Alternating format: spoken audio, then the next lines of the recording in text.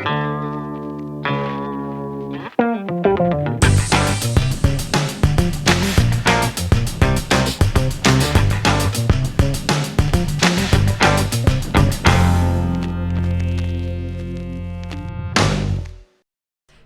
alors j'ai le plaisir d'avoir Bernard Minier aujourd'hui pour un tête-à-tête. Donc Bernard Minier, auteur de polar français à grand succès, qui a écrit notamment son premier roman Glacé, qui a déjà reçu le prix du roman du Festival de Polar de Cognac et également le Grand Prix des lectrices de L. Finaliste. Finaliste, oh, mais mérité. Oui, 2 fois en plus. Bon alors c'était doublement mérité. Absolument. Alors vous avez commencé par écrire des nouvelles. Comment vous êtes arrivé à vous mettre au polar et vous lancer totalement dans le monde de l'édition ? Comme souvent, à partir d'une rencontre, en fait, je faisais des concours de nouvelles et très souvent, à l'issue de ces concours, même s'il y avait beaucoup de textes qui étaient envoyés, on retrouvait les mêmes personnes dans le palmarès, 4 ou 5 noms qui revenaient. Et donc j'ai sympathisé avec une de ces personnes, c'était au prix de Maison Lafitte, c'est un prix polar, hein, c'est pas un prix, c'est pas le tiercé. Et j'ai fini deuxième et un monsieur qui aujourd'hui a 70 ans avait fini premier. On a sympathisé, c'était un grand spécialiste de Thierry Jonquet. Et donc du polar, il a fait une thèse sur Thierry Jonquet. Et je ne sais pas pourquoi on a décidé d'écrire un polar à deux. Donc on a échangé des idées au restaurant, par mail, etc. Et puis j'avais 60 pages qui dormaient dans un tiroir depuis plusieurs années. Il se trouve que c'était les 60 premières pages de Glacé. Je les ai sortis, je lui ai soumis le texte, j'ai dit qu'est-ce que tu en penses, est-ce que tu penses que c'est valable, est-ce qu'on pourrait commencer à partir de là. Il les a lus et il m'a immédiatement dit mais tu tiens ton roman, tu es fou, tu vas l'écrire tout seul, tu n'as même pas besoin de moi. C'était quand même une grande preuve d'honnêteté. Et c'est lui qui m'a convaincu d'aller au bout de l'expérience et d'envoyer ensuite Glacé aux maisons d'édition. Et c'est là que vous avez eu le grand succès qu'on connaît pour ces polars. Vous avez également sorti là récemment Une putain d'histoire, qui n'est plus avec le même personnage principal. Oui. Qu'est-ce qui vous a donné envie de changer C'est-à-dire que ça faisait 5 ans, ça faisait 3 livres, mais 5 ans surtout que j'étais avec mes personnages fétiches, Martin Servaz, Espérant Dieu, et puis son meilleur ennemi, Julian Hertmann. Et j'avais vraiment besoin d'une pause, j'avais envie de m'en éloigner un petit peu. C'est un peu comme dans un couple, hein. Et moi, on a besoin de faire des choses chacun de son côté, pour mieux se retrouver ensuite. Donc là, c'est ce que j'ai fait. Et j'avais aussi depuis très longtemps envie de raconter une histoire d'adolescents. Alors il y a déjà des adolescents dans Glacé, avec la fameuse colonie de vacances, ou des pré-adolescents. Il y avait aussi des jeunes adultes dans le cercle, avec cette classe préparatoire littéraire. Mais là, j'avais depuis quand même pas mal de temps envie d'écrire une histoire dont le narrateur soit un adolescent. Donc c'est un Henry, il a 16 ans, il vit sur une île au large de Seattle. Il est élevé par 2 mamans, il a perdu ses parents très tôt, donc voilà, on s'imagine que son passé va ressurgir. Et c'était une manière de parler de l'adolescence et aussi de rendre hommage quand même à ces auteurs nord-américains que j'ai lus dans ma jeunesse, à savoir Mark Twain, Jack London, plus tard Salinger, Stephen King, et qui très souvent ont parlé de l'adolescence et même ont fait de la jeunesse un de leurs mythes favoris. Donc voilà, il y avait tout ça qui est entré en ligne de compte. Et l'occasion d'une parenthèse qui est déjà refermée puisque je suis retourné à mes personnages précédents et donc je suis en cours d'écriture d'un roman. On retrouvera Martin Servaz et les autres. D'accord. Alors moi, je me suis posé une question en lisant Une putain d'histoire.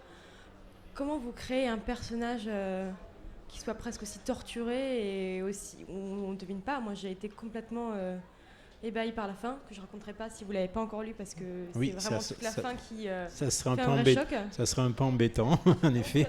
Voilà. Voilà, il y a plusieurs choses qui sont entrées en ligne de compte quand j'ai créé le personnage d'Henry.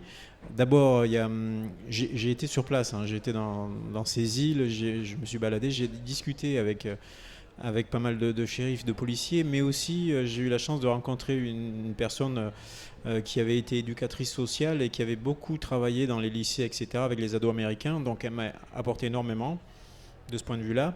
Et puis j'ai aussi un peu puisé dans mes propres souvenirs d'adolescence, même si c'est déjà très loin, et l'adolescence, Dieu sait, a beaucoup changé depuis. Mais j'ai aussi des enfants, donc voilà, j'ai tout le côté Internet, Facebook, nouvelles technologies.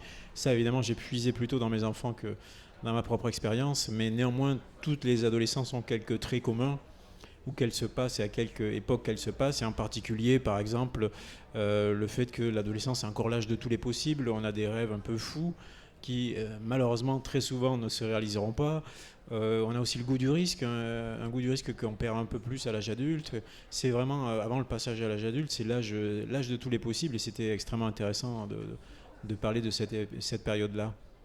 Ouais, effectivement, on voit beaucoup le côté psychologique des différents personnages. Vous, aussi dans vos romans, je trouve qu'on trouve beaucoup le fait que ce soit ancré bien dans notre société actuelle. Est-ce que c'est vous un désir pour plus tard de garder des traces de comment c'était notre quotidien? Je situe mes histoires aujourd'hui, là pour le coup, dans l'Amérique contemporaine et dans les précédentes, dans la France contemporaine. Et effectivement, c'est un de mes soucis principaux, c'est vraiment d'avoir des histoires et des personnages très très contemporains. Dès le départ, dès Glacé, ça a été ça. C'est pour ça que dans Glacé, on avait justement Servaz, qui est un peu old school, qui était quelqu'un d'un peu passéiste, en tout cas qui a beaucoup de mal avec les nouvelles technologies, avec tout ça, parce que à travers ce personnage-là, je renvoyais justement une image de la société contemporaine par son opposition même. Et en même temps, on avait Espérandieu, son adjoint, qui est une sorte de geek. On avait Irène Ziegler, cette gendarmette, etc., qui avait aussi beaucoup de... Donc ça me permet de dresser un spectre le plus large possible de notre société, parce que c'est ce qui m'intéresse, parler de la société française, mais ici et maintenant.